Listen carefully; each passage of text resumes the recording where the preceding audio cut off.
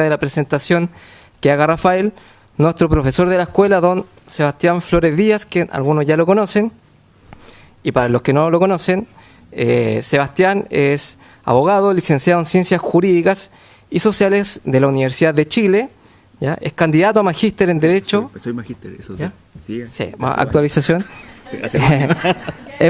Es magíster en Derecho, con mención en Derecho Público por la Universidad de Chile. Su línea de especialización son el Derecho Internacional, el Derecho Público y el Derecho Económico, áreas en las cuales alumnos podrán dar fe que él hace clases acá, ¿ya? Sin más preámbulo, dejo al profesor que partirá esta presentación. Muchas gracias, Johan. Muchas gracias por esta invitación. Me siento muy honrado. Y tengo el agrado de presentar a un experto, que es el capitán y colega Rafael Harvey, experto, ha estado ahí en el extranjero. Y es el tema del todo el que nos congrega, es del todo relevante para nosotros que estamos estudiando el derecho. ¿Qué es el derecho? Sino que es una forma de ordenar y racionalizar el uso de la fuerza. Para eso estudiamos derecho, precisamente, por cómo se va a ordenar el uso de la fuerza y en qué momentos podemos acudir a la fuerza. Nosotros renunciamos a usar la fuerza y se la delegamos en una persona que se llama Estado. O sea, el Estado es el monopolio también del uso de la fuerza, pero no todos el Estado o no todos los funcionarios del Estado son los que manejan el uso de la fuerza. Nosotros hablamos del ejemplo del funcionario de impuestos internos que nos cursa la multa, no tiene el uso de la fuerza. Probablemente incluso el carabinero que nos pasa el parte, salvo ciertas excepciones, tampoco puede usar la fuerza. ¿Quiénes son los que pueden usar la fuerza? La policía, en ciertas ocasiones, y más propiamente tal, las Fuerzas Armadas. Y aquí nos lleva a otra pregunta. ¿En qué casos nuestras Fuerzas Armadas, y también de orden y seguridad, pueden usar la fuerza? ¿O por qué queremos que un grupo determinado de nuestro Estado use o no use la fuerza? ¿Para qué? ¿Y en qué contextos? Y si nos fijamos, nosotros hemos evolucionado también como Estado, como sociedad, del uso de la fuerza, de la concepción más clásica de tenemos ejércitos porque vamos a ir a la guerra.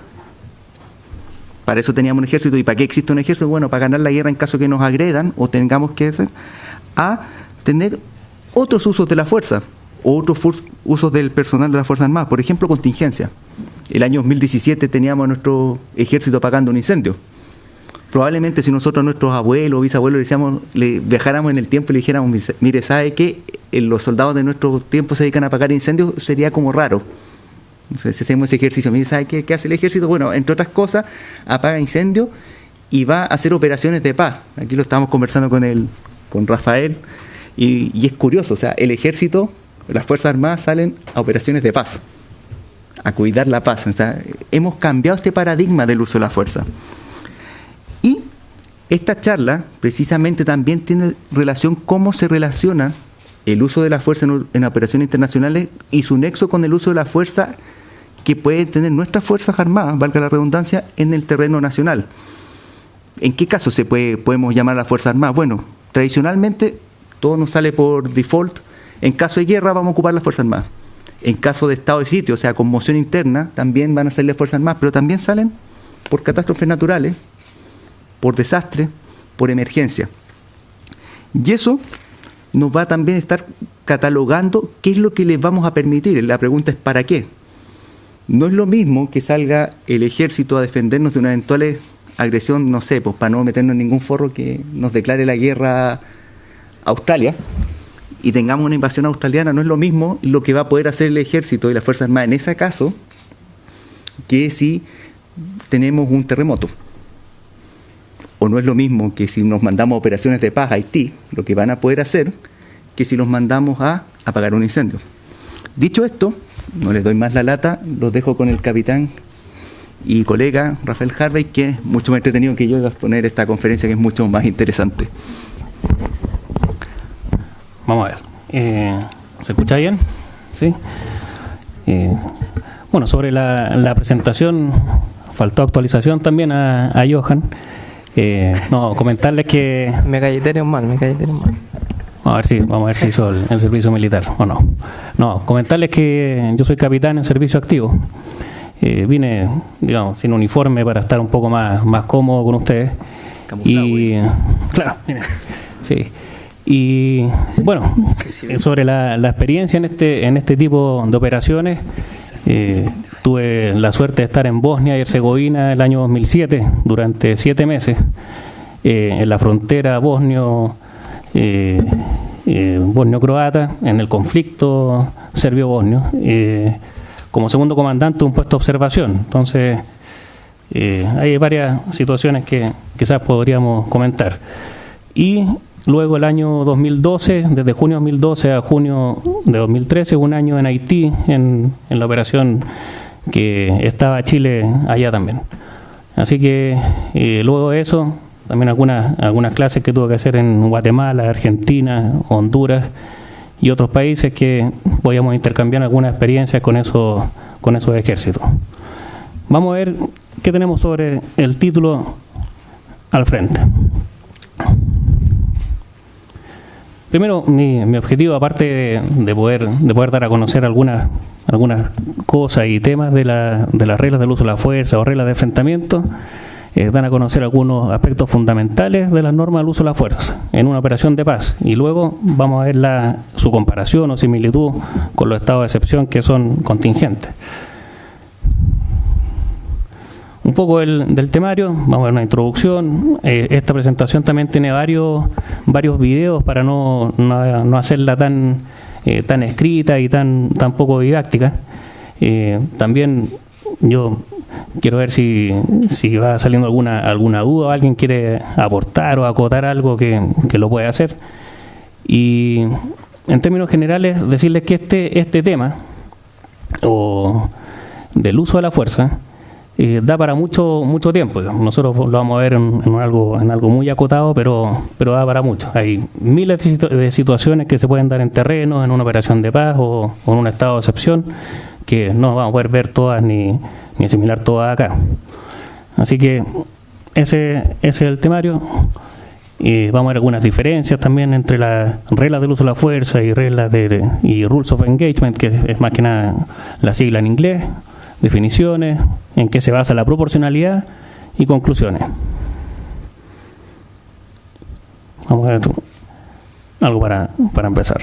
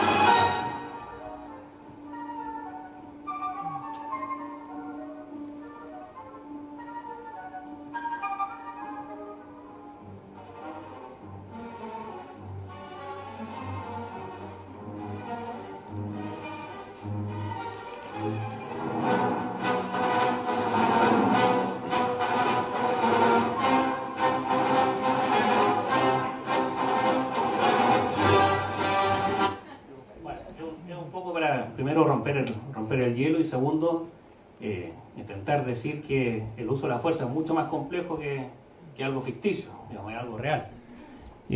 Algunos conceptos de fuerza y todos los que vemos en pantalla están en los manuales de Naciones Unidas.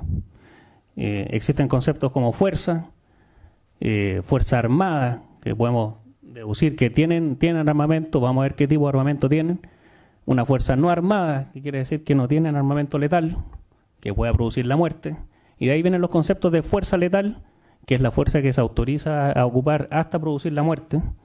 O fuerza no letal, que son todos los elementos que se puedan ocupar antes de ocupar un fusil o una munición de guerra.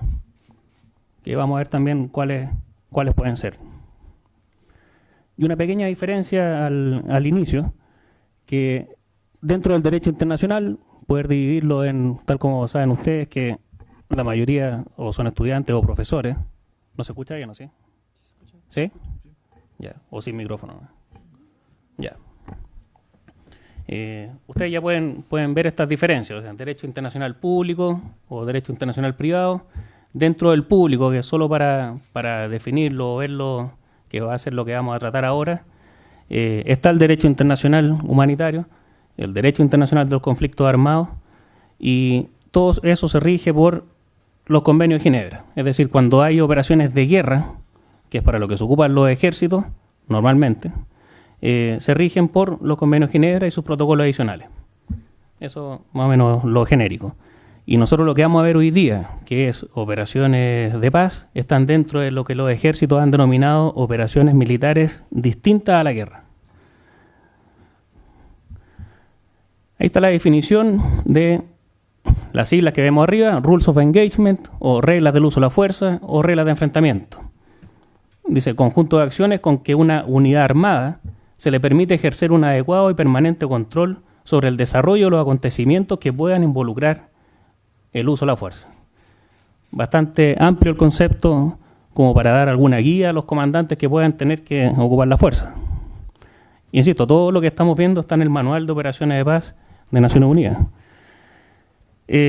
Otro concepto que aparece ahí, asegurándose que la situación no se torne irreversible. ¿Qué significará irreversible? También muy amplio. O se produzca una escalada descontrolada del conflicto. Normalmente eso es lo que pasa. Veamos qué dispone también Naciones Unidas sobre la graduación en el uso de la fuerza, para no ir de 0 a 100, es decir, algunos que digan, bueno, yo estimé que esta situación yo tenía que ocupar la fuerza y ocupé la fuerza letal, pero le van a preguntar, ¿hizo algo antes? ¿Ocupó algún elemento no letal? Vamos a ver qué disponen respecto a la graduación en el uso de la fuerza. Lo primero es la negociación, que se intenta una negociación, y poner también, o comentarles entre paréntesis, que los ejércitos, cuando están en este tipo de operaciones, pasan a cumplir lo que podríamos denominar operaciones o acciones de policía o policiales.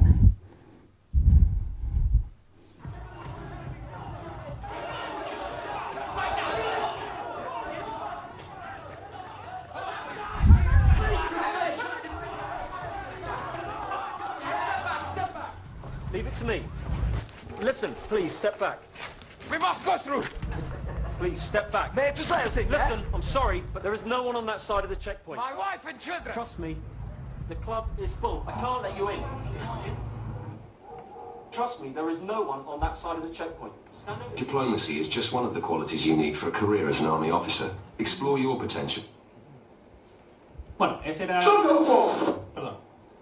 Ese era el que vimos anteriormente, un spot del ejército británico, donde les indica que lo primero que tienen que hacer es la diplomacia, o sea, no intentar la fuerza de inmediato, aunque no sea letal, no intentarla, sino que la diplomacia, intentar conversar, suena lógico, pero no siempre es lógico.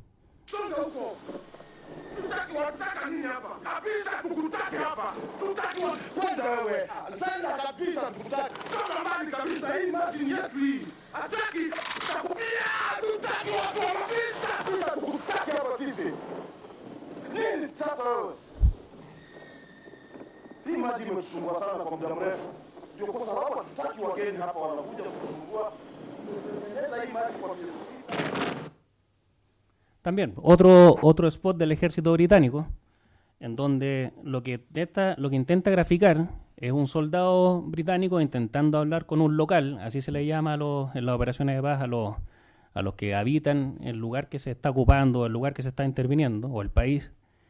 Y este soldado británico simplemente está con anteojos. Entonces lo que le molesta a ese local es ese detalle que está con anteojos, no demuestra respeto hacia él. Entonces alguien podría decir, no, eso es un detalle, una cosa ínfima. Para ellos no. Cuando estábamos nosotros en Bosnia, en la misión, no podíamos ir al lado bosnio, es decir, al lado musulmán, con cruces. No recibía a nadie. Si que íbamos a conversar con alguna autoridad o estábamos en algún patrullaje, no era bien visto. No podíamos estar con cruces, con anillos, ni cosas extrañas. Así que son ejemplos que se intentan graficar un poco. Bueno, las ROE, la regla del uso de la fuerza, son directivas para los comandantes. Es decir, son los comandantes los que tienen que estar instruidos. vienen a delinear los parámetros en que la fuerza puede ser usada por los componentes armados en actividades y circunstancias derivadas del mandato. El mandato de Naciones Unidas es distinto para cada operación de paz. Se establece mediante el capítulo 7 de la Carta de Naciones Unidas que autoriza el uso de la fuerza para imponer la paz. Paradójico, conversábamos un poco con el profesor y derivado de eso también, yo cuando tenía que hacer clases en el Centro de Operaciones de Paz de Chile, que está en La Reina, y van todas las Fuerzas Armadas y de Orden e Instrucción, los que vayan a salir a alguna operación, yo les decía que lo más cercano, o sea, que paradójicamente lo más cercano que va a estar un militar a la guerra es una operación de paz, por lo improbable de una guerra, ¿no? Bueno, las reglas de enfrentamiento no controlan cómo los comandantes deben actuar a nivel táctico. No lo pueden controlar. Hay un sinnúmero de situaciones que se pueden dar, como conversamos. No indican tampoco el nivel de fuerza que debe ser usado, solamente el nivel de fuerza que no debe ser excedido. Es decir, se puede ocupar la fuerza letal, puede llegar a dar muerte a una persona. Si está en este caso o esta situación, sí. Y si no, hay otras situaciones y casos que no permite el uso de la fuerza letal. Hay un ejemplo de regla que ocupa normalmente Naciones Unidas. Un ejemplo de regla real, digamos. Se autoriza el uso de la fuerza, excluyendo fuerza letal, para evitar la fuga de personas bajo arresto o detenidas mientras no se les haya entregado a las autoridades civiles. Es decir, es bien claro, usted puede hacer lo que tenga que hacer para evitar que esta persona bajo arresto se escape, pero no puede ocupar la fuerza letal. No lo puede matar. Le puede tirar un lazo, una piedra, le puede tirar un gas lacrimógeno, un bastón retráctil, pero no lo puede matar. Eso. Los comandantes no pueden cambiar las reglas. O sea, si uno dice, no, que yo tuve que ocupar la fuerza letal, y el comandante cambia la regla, no se puede, por supuesto. Veamos algunas reglas de enfrentamiento de la guerra para hacer la diferencia.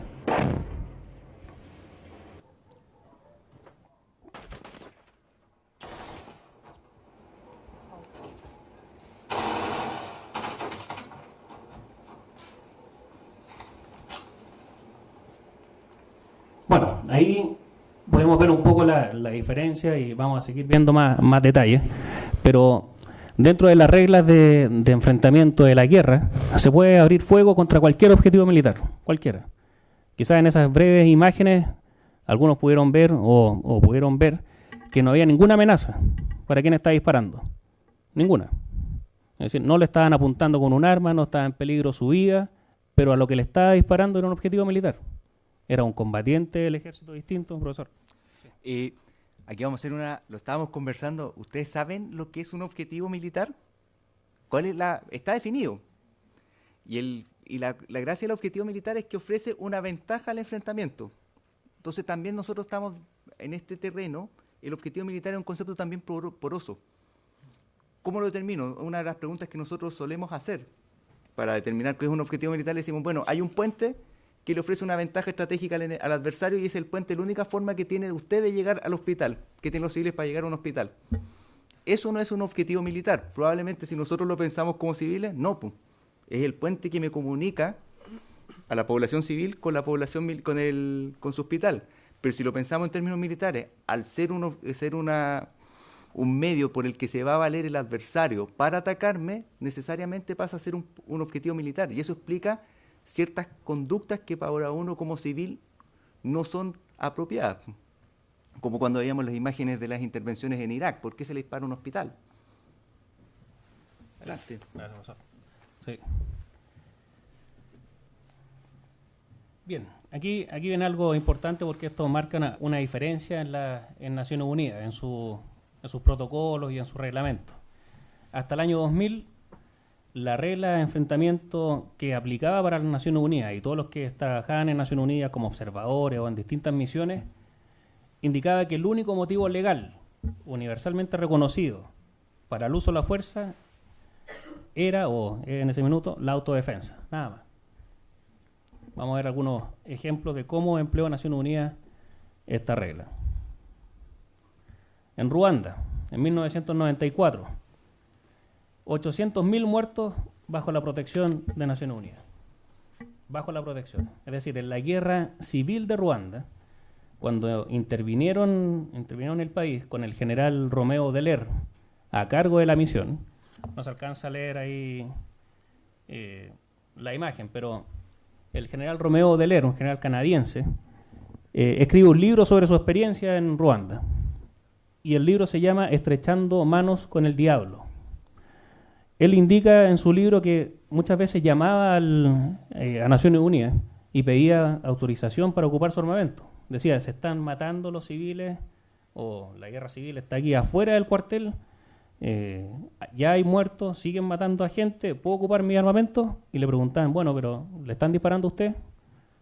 No, a nosotros nos están disparando, entonces no lo puedo ocupar. Y tenía que ser un espectador más, pudiendo haber intervenido, no podía. 700 hours Greenwich Mean Time. Violence has broken out in the Central African Republic of Rwanda following the death of Hutu President Juvenal Habyarimana in a plane crash yesterday evening. Sources loyal to the government have blamed members of the local Tutsi minority for the suspected downing of the plane by rocket fire.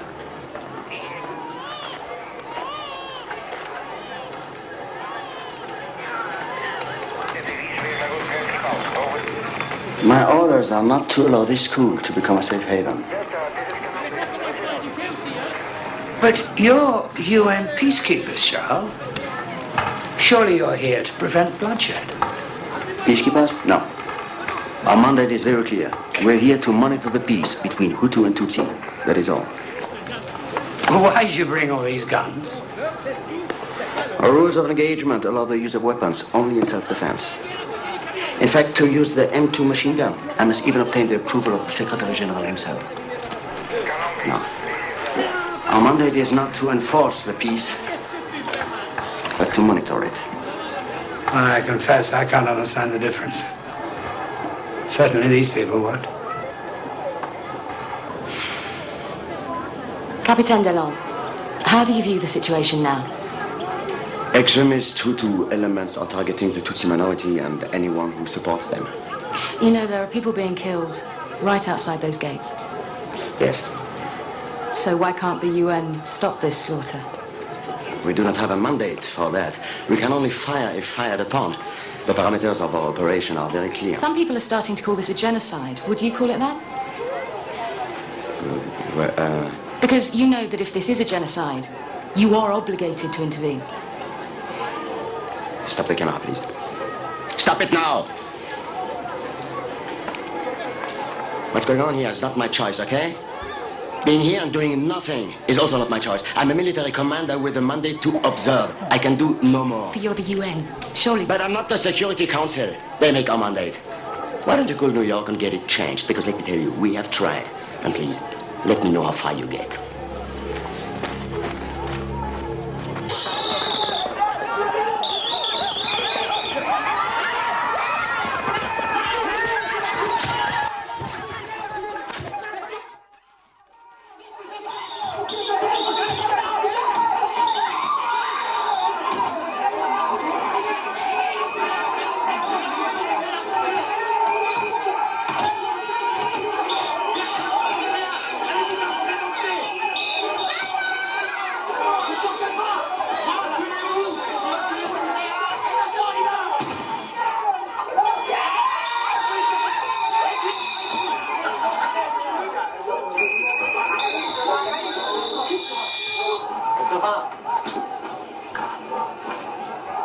We need you to tell the rest of the school that we are having problems with the dogs. Dogs? Come on, it's outside the gate. They're eating the bodies. Can you please just inform everyone that we have a health problem here? We are going to shoot the dogs. If they hear gunshots, they should not panic, okay? They opened fire. Did they open fire, Charles? Did who open fire? The dogs. Are they shooting at you? What are you talking about? This is according to your mandate. If you're going to shoot the dogs, then the dogs must have been shooting at you first. Please, Christophe. I'll tell you what. Why don't we just say fuck the mandate? And when you finish with this health problem, maybe you'll address the other health problem. The one over there. Bien, esa es una película basada en hechos reales. Y que se llama Shooting Dogs, o Disparando a los Perros. Y es la realidad de lo que pasó en Ruanda, por eso que hubo 800.000 muertos. Ese era el mandato de Naciones Unidas. No se podía hacer nada. En Bosnia y Herzegovina, del 92 al 95, 280.000 muertos, 350.000 desplazados, todos bajo la protección de Naciones Unidas también. Lo mismo, las mismas directrices, no se podía ocupar armamento a no ser que le estuvieran disparando. Y algo que se me olvidó decir, el general Deler, por supuesto, a su regreso, después de esta misión, pidió su retiro y estuvo en un psiquiátrico, ¿no?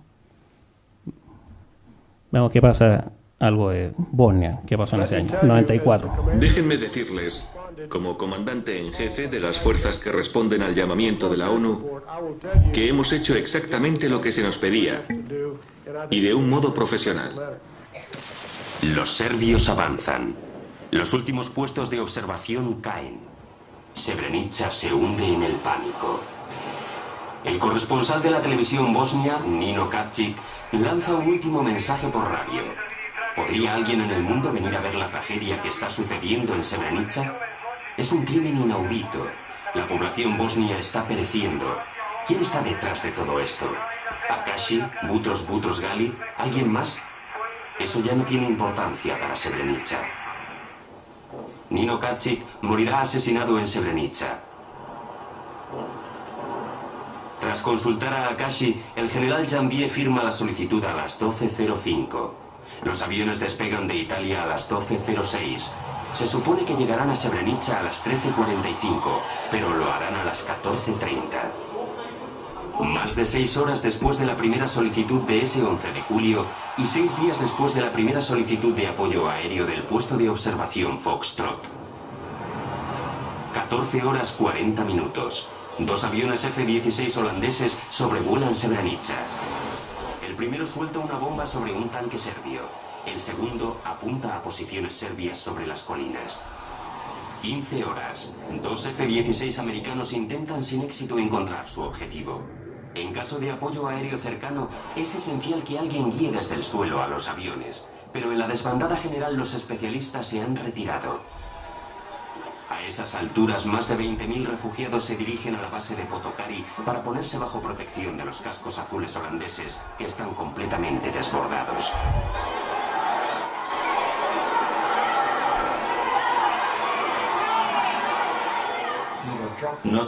Bueno, los holandeses tuvieron a cargo esta protección de Srebrenica y, como decían ahí, 20.000 personas intentaron quedar en este refugio de los soldados holandeses que estaban armados, pero el general Ratko Mladić, que va a hablar con los holandeses, obviamente amenaza al comandante de este puesto y le dice que le entregue pacíficamente, mejor antes de usar las armas en contra de ellos, que le entregue pacíficamente a todos los hombres mayores de 14 años.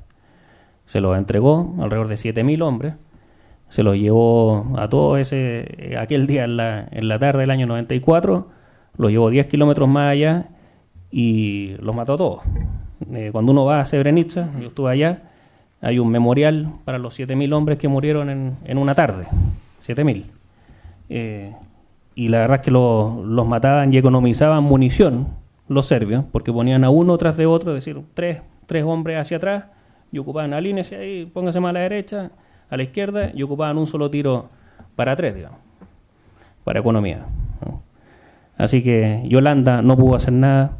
El año pasado también, aparte de esta condena del general Mladić, hubo una condena para el Estado holandés, y hasta el día de hoy, por supuesto, se acuerdan en Bosnia, y hay algunos militares en operación de paz en Bosnia, pero son repudiados, por supuesto, por la gente local. Bueno, otro ejemplo de que también llegó la justicia, un ex general bosnio-croata que creo que esto lo vimos también el año pasado. Otro fracaso de Naciones Unidas, el tercero y último, para ponerlo como ejemplo. La Naciones Unidas en Somalia, años 92 y 93. casi, ahí están algunas cifras. Algunos dicen que alrededor de 300.000 personas muertas, incluidos niños, y Naciones Unidas ahí, protegiendo o intentando proteger a la civilidad, a los niños, que era lo que tenía que hacer, pero un fracaso más. Por eso Kofi Annan, siendo secretario general de Naciones Unidas, le ordena al señor Brahimi hacer un informe de esto. Dice, cómo nosotros, teniendo que proteger a la comunidad, teniendo el uso de la fuerza, no hemos podido hacer nada. Hemos tenido tres fracasos grandes, y la gente que muere no son los militares, son los niños, mujeres y hombres. Hemos fracasado. ¿Qué hacemos? El informe de Brahimi fue lapidario y dijo, efectivamente hay que cambiar la regla. Y se tiene que extender a poder ocupar la fuerza para proteger, por supuesto, a los niños, mujeres y hombres, y también a quienes tengan que defender, a las ONG, a todos los que estén en el campo de batalla o donde estén centradas las operaciones. Veamos un ejemplo más claro. Esto también es de Somalia, un extracto, una película.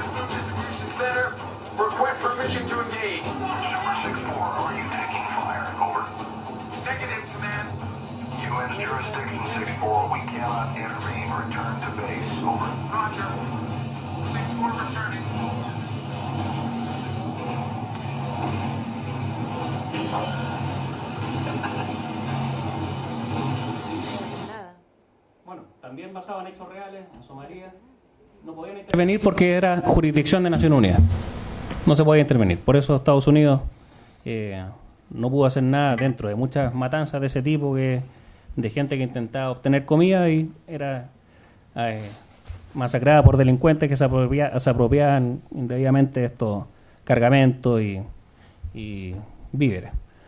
Y un dato anecdótico de lo anterior, de Bosnia. Esa guerra duró del 92 al 95 y siempre fue el patio trasero de Europa. Es decir, las fuerzas europeas siempre intentaron evitar esta guerra, pero no pudieron. Finalmente, el año 94, fin del año 94, le piden a Estados Unidos que intervenga. Hay grabaciones y videos donde aparece el secretario de Defensa de Estados Unidos de la época, donde dice, vamos a intervenir, pero nosotros no somos la policía del mundo. Estados Unidos, en menos de una semana de intervención militar, hizo pedazo el ejército serbio. En menos de una semana. Lo que no se pudo hacer en 3 años. Eso es más o menos un dato anecdótico y para graficar un poco el poder o el poderío militar de Estados Unidos.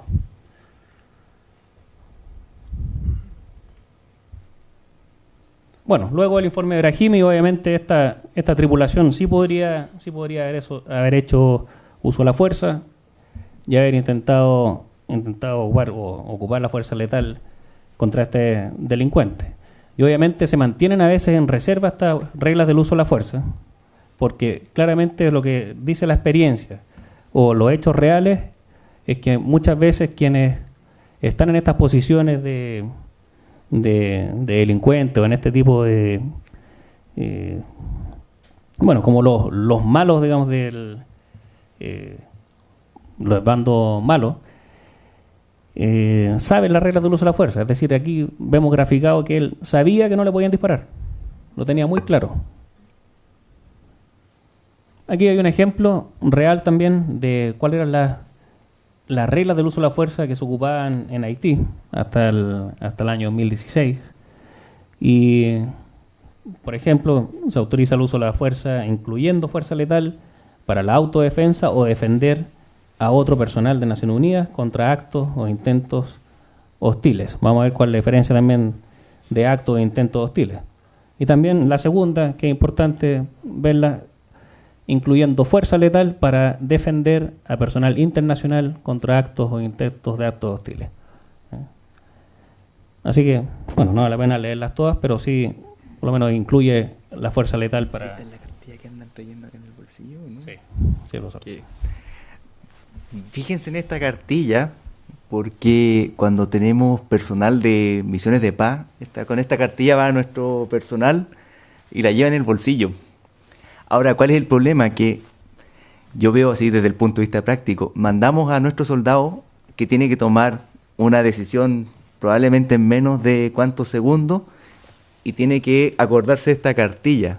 Y ese es el problema que también se genera. A veces el gran problema que tenemos de los usos de la guerra, de las leyes de la guerra, están básicamente en que quienes hacemos las reglas de combate, abogados, que nunca hemos pisado un campo de combate. Y eso también es lo que pasaba con Naciones Unidas, abogados de Nueva York, muy bien pagados, pensaban cómo sería lo ideal de una misión de paz versus la realidad. Y eso también es importante a ustedes como estudiantes de Derecho, que el derecho siempre es superado por la realidad, siempre llega tarde. Sí, cierto, profesor. Sobre la grabación en el uso de la fuerza. Aquí también se intenta graficar un poco el uso de la fuerza no letal, que luego de la negociación también tiene que venir un uso de fuerza no letal. Pueden ser con armamento antidisturbio, que no es letal. Puede ser con granadas de humo, granadas lacrimógenas, hay bastones retráctil, una serie de elementos que permiten no tener que dar muerto a una persona.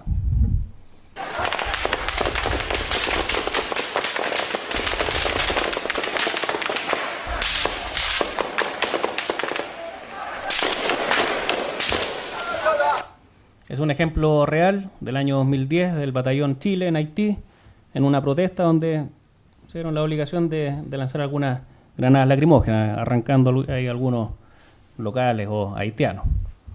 También están luego las demostraciones visuales o auditivas. O sea, es distinto cuando va un militar a negociar con un casco y totalmente armado a cuando envían a alguien a negociar sin el casco, sin lentes y con menos armamento que quienes lo puedan custodiar desde atrás. Y otras demostraciones visuales y auditivas, disparos de advertencia. Los disparos de advertencia, prefiero mostrarles primero un ejemplo real también, una protesta. Es un cabo chileno.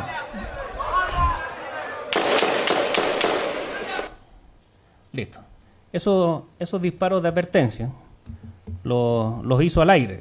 Yo aquí quisiera preguntar brevemente a la audiencia si alguien puede hacer algún comentario sobre esos tiros al aire o alguna observación. Armada en el cargador. Los dos primeros tiros son de salva. Por ejemplo, en Concepción, la infantería de Marina tenía los dos primeros cartuchos de salva y el tercero era mortal. O sea, era de verdad. Así que me imagino que el caso de acá debe ser salva, porque en el caso que no lo sea, por balística va a generarse una parábola y a kilómetros puede caer en diagonal y herir a una persona perfectamente, además que en munición de guerra 5.56, así que perfectamente mata. Exacto, ese es el problema. Cualquier persona. Ese es el problema, que todo lo que sube tiene que caer. Y ahí viene el concepto, el término de balas locas. O sea, cuando dicen, oye, murió una persona en Maipú porque algo le cayó en la cabeza, es por balas locas. De cualquier, digamos, persona, o pueden ser carabineros a veces. Así que, claro, ese es el gran problema. Y está dispuesto, y desde antes de este año 2010, que hay que disparar estos tiros de advertencia, porque no son disparos al aire, son tiros de advertencia, a un lugar fijo en el terreno. Justamente para no provocar, por advertir algo, provocar muerte de personas inocentes, por cierto. Bueno, algunas políticas nacionales a veces influyen en el uso de la fuerza. Esto en Haití el año 2008. ¡Cuidado!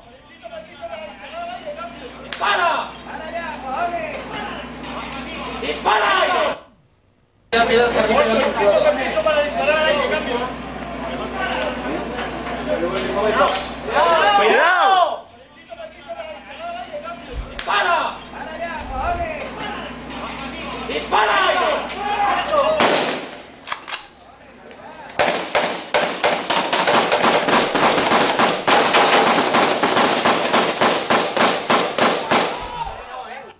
Bueno, es un video real también del año 2006 en Haití, el batallón español. Sus políticas nacionales decían que había que pedir permiso para disparar. O sea, aunque tuvieran a alguien al frente o una amenaza al frente, había que pedir permiso, que lo autorizaran y ahí recién disparar. Y de partida mal, porque disparar al aire al final, más el festín de tiros que hizo este soldado español, complejo, ¿no? Bueno, políticas nacionales, cuando Chile partió a Haití el año 2004, dijeron, o la política del comandante de la época era 0 baja propia y 0 baja la otra parte.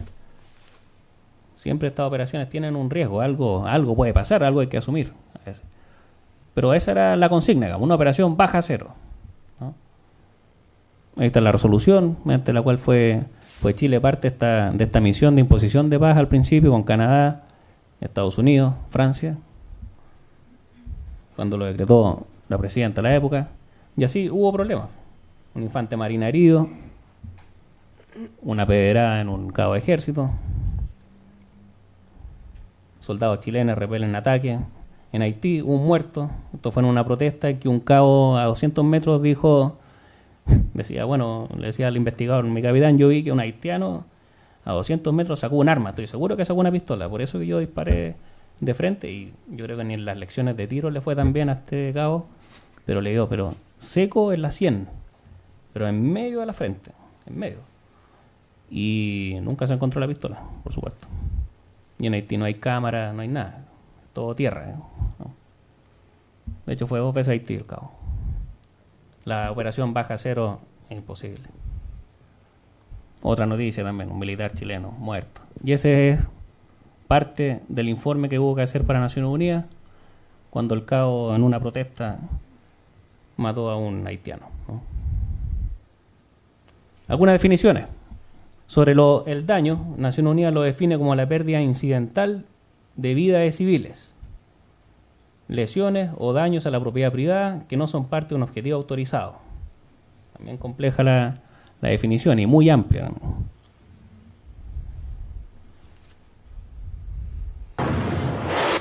Daño colateral para algunas fuerzas.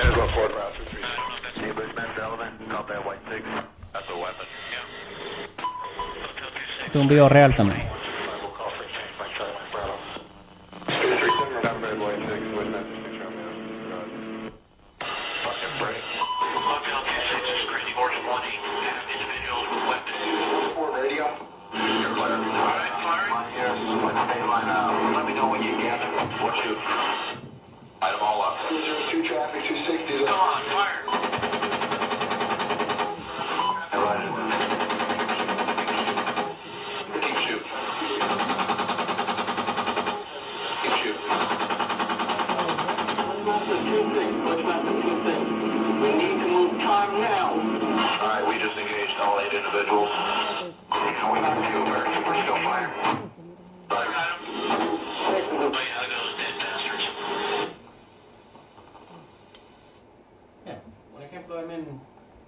¿Qué es daño colateral para algunos? A veces para cumplir un objetivo militar, matar civiles, digamos, está autorizado como daño colateral. El intento hostil es la amenaza o un inminente uso de la fuerza demostrado por medio de una acción y aparenta ser preparatorio de un acto hostil, es decir, alguien que esté, para graficarlo más, con una pistola en la mano, es un intento hostil. Ahora, si esa pistola la apunta hacia nosotros o hacia alguien, es un acto hostil. Y ahí está la definición también por Naciones Unidas de el acto hostil.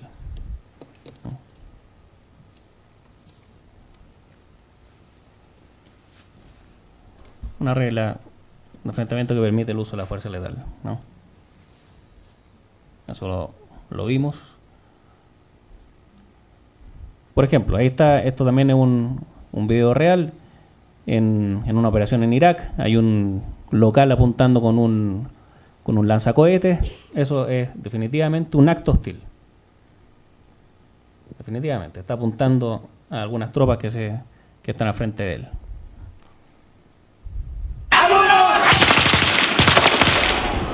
Prende. La muerte en directo. Autorizado a ocupar la fuerza. Ahora muy breve porque ya estamos en el tiempo de las preguntas. Vamos a ver la similitud con las reglas del uso de la fuerza en estado de excepción. Que generalmente lo que se ocupó acá, o la experiencia, fue la del terremoto. Hasta el terremoto del año 2010, el ejército y las fuerzas armadas solo eran empleadas en operaciones de guerra. Así de simple. No había experiencia de operaciones de paz, excepto algunos oficiales que habían estado de observadores en Israel, en Siria, en el Líbano, o en India o Pakistán, pero reglas del uso de la fuerza en operaciones militares distintas a la guerra, o resguardar el orden público para el ejército, no, aparte de las malas experiencias, ¿no?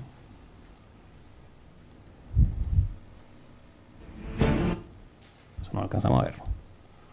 Un ejemplo de decreto. Bueno, los estados de excepción constitucional son cuando las Fuerzas Armadas van a estar autorizadas a salir a resguardar distintas acciones. Esto también, a grandes rasgos, aquí están los estados de excepción. Y normalmente lo que conversamos con el profesor, a los militares en general, les dicen, vamos a salir o hay que prepararse o alistarse para ir a una operación de resguardo, bueno, de incendios, post-terremoto, de resguardo del control civil, creen que van a la guerra. Entonces creen que están realmente autorizados a ocupar la fuerza a destajo, sin prohibiciones, ninguna. Pero no es así. Lo único que hacen los estados de excepción constitucional es restringir ciertos derechos. Ahí tenemos algunos ejemplos, digamos, de algunos derechos restringidos en cada uno de los estados de excepción constitucional, nada más. No autoriza a ocupar la fuerza a libre albedrío. Yo lo pido por favorcito, se lo pido por un audio real también, del alcalde Hualpén. De que realmente la realidad que ellos están informando a nivel país no es la que estamos viviendo aquí. Los delincuentes se han tomado la ciudad, demandan efectivo, seguridad necesitamos. El agua, los alimentos pueden esperar. Ya no le tenemos miedo a los temblores, le tenemos miedo a los delincuentes. Por favor, que pongan mano dura. Si tienen que matar, que maten, pero esto es ya el caos. Los pido llorando, por favor. Alcalde, ¿qué está pasando en estos momentos? ¿Qué está pasando ahora? Caótica. La gente se ha tomado, la gente ha decidido organizarse, están haciendo barricadas en sus poblaciones. En estos momentos, en todos los sectores hay barricadas, en todos los sectores de Hualpén, de Gran Concepción. La gente le tiene miedo a las turbas que andan. No hay presencia militar ni presencia de carabineros. Bueno, un audio real del estado de excepción para el terremoto del 2010. Y quiero graficar esto. Yo le comentaba al profesor ayer, y para graficarlo más, no sé, quizás la audiencia no lo va a ver bien, pero a los militares lo sacaron a la calle después de 3 días y no tenían ningún elemento de los que conversamos de fuerza no letal.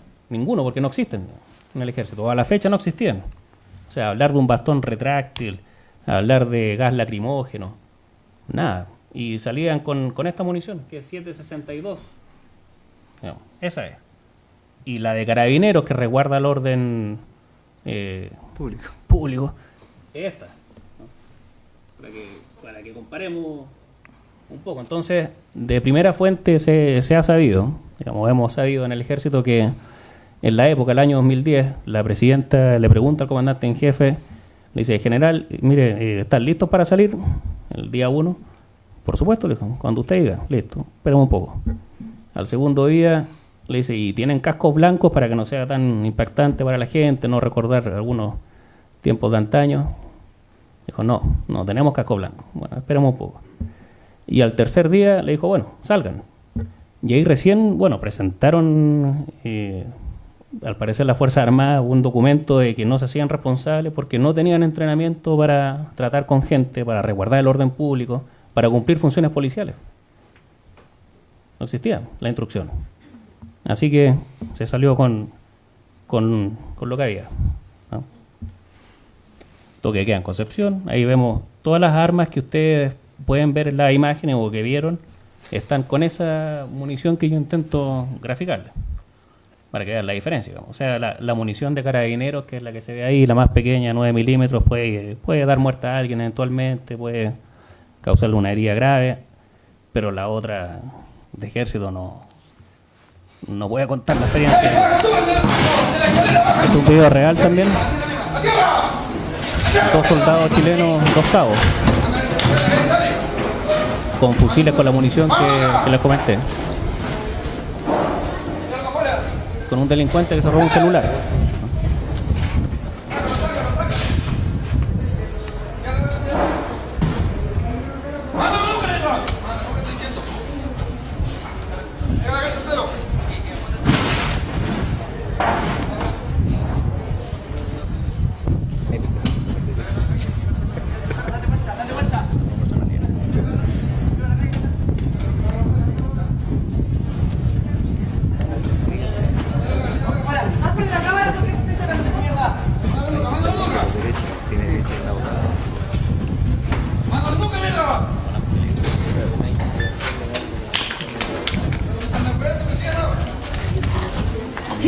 No se llena.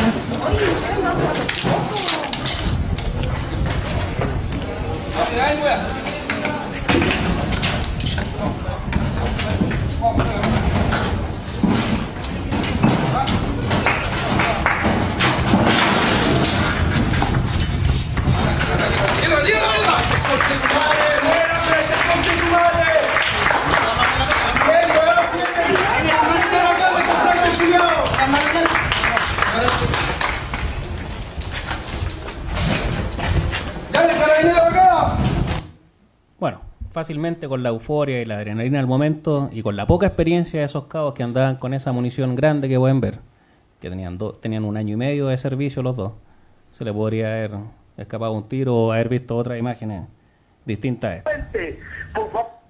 Por eso que es importante, bueno, el audio que venía de nuevo del alcalde de Hualpén, si algunos se fijaron, decía, si tienen que matar, que maten. Un poco, quizás exagerado, ¿no? Y aquí tenemos, bueno, algunos ejemplos del 2017 por los incendios. Ahí está. Por favor, que pongan mano dura, si tienen que matar, que maten, pero esto es ya... Esa es una ametralladora que disparar unos 50 tiros por segundo. Le habían dado un cabo también con esa. Son pesadas esas cuestiones. Claro, sí. Bueno, y esto, del terremoto también. Resultado del terremoto, una condena contra marinos por un hombre muerto durante el toque de queda. Aquí el marco jurídico a muy grandes rasgos indica algunos artículos del Código de Justicia Militar que autoriza el uso de la fuerza a las Fuerzas Armadas y Carabineros.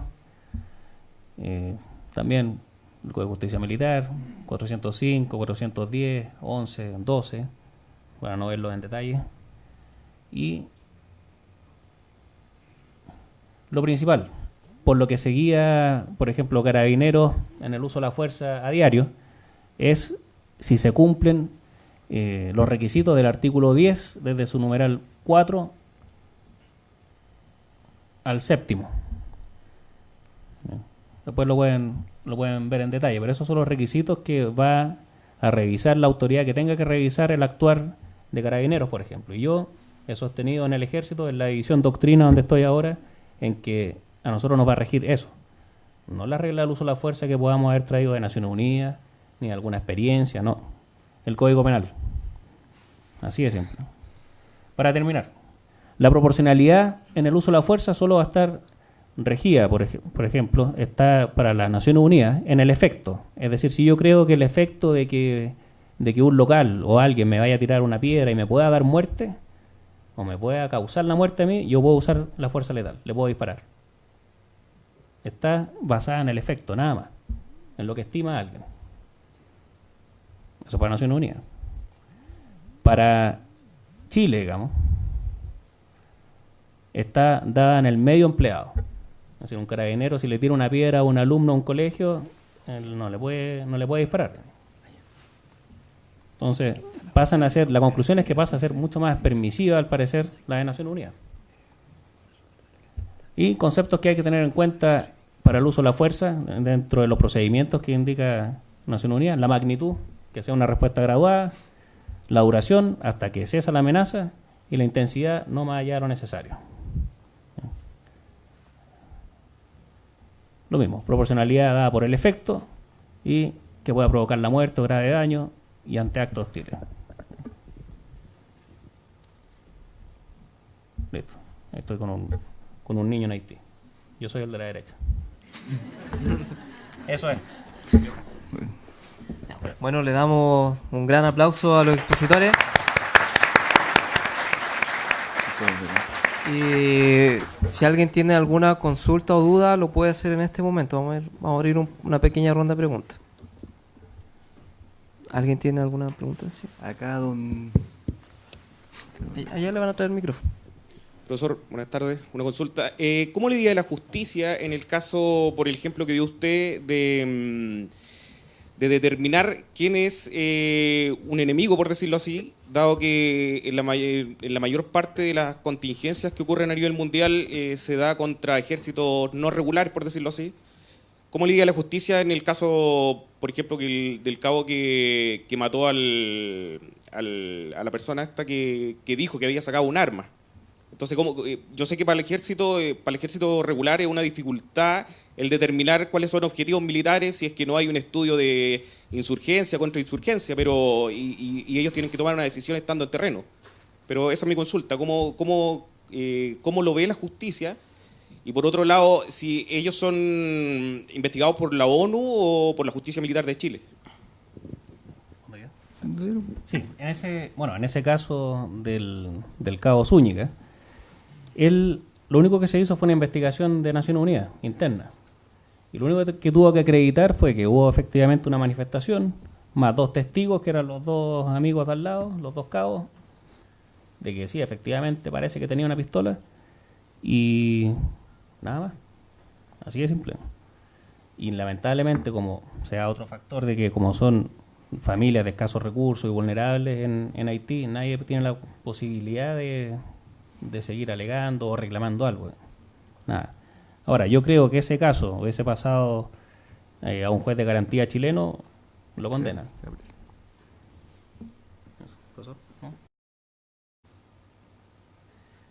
Aquí, don Mauricio.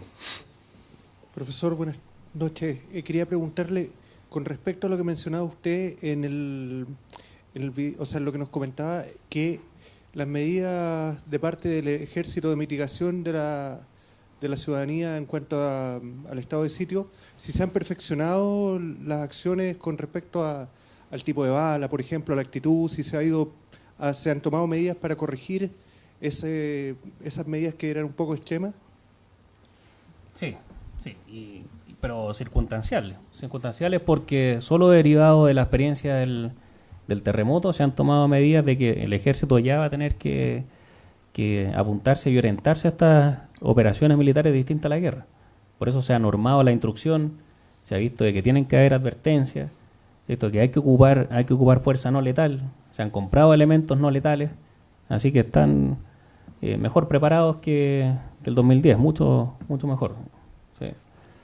Ahora también hay un déficit del sector civil, porque si nosotros pensamos los estados constitucionales están regulados en la Constitución, lo único que hizo la reforma en 2005 fue separar de un gran artículo que me regulaba los estados constitucionales a separarlos por uno, pero la ley orgánica sigue siendo la misma y seguimos estando preparados para un posible problema de los años 70.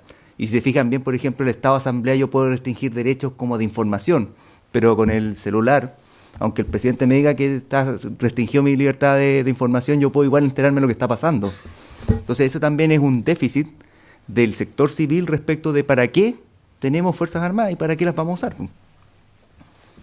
Otra cosa que agregar a la pregunta, estaba acordando en estos últimos incidentes de los incendios, llegó una experiencia y salió también en las noticias, una patrulla de comandos en el sur. Se imaginará una patrulla de comandos, pero tienen pistolas acá, al lado también. Oiga, unos fusiles de 5.56 con triple cargador, una cuestión impresionante. ¿no? Y con chaleco antibalas, y se encontraron con mapuches. O sea, pero ¿y porque Dios es grande no hubo un enfrentamiento ahí? El teniente se bajó, conversó con el líder de los mapuches, no lo dejaron pasar, el teniente no insistió en pasar por el camino que estaba bloqueado, y listo, quedó en eso. Pero podría haber terminado peor, digamos. Peor. Incluso después se pensó en mandar militares a la Araucanía, se pidió la opinión a nosotros como edición doctrina, y por ningún motivo. Pero por ninguno. Por ninguno. O sea, la noticia, yo me imagino la noticia internacional, un militar chileno da muerte a mapuche. Digamos, quedamos muy mal ante la opinión internacional. Muy mal. Sería horrible. Eso. ¿No? ¿Más preguntas? ¿No? Bueno, si no hay más preguntas, para concluir, la directora de escuela, doña Pamela Hermosilla Reynoso, va a hacer entrega de un reconocimiento, un diploma a ambos expositores. Y cuando le entregue el diploma, le vamos a brindar un aplauso y damos por concluido esta charla. El principal.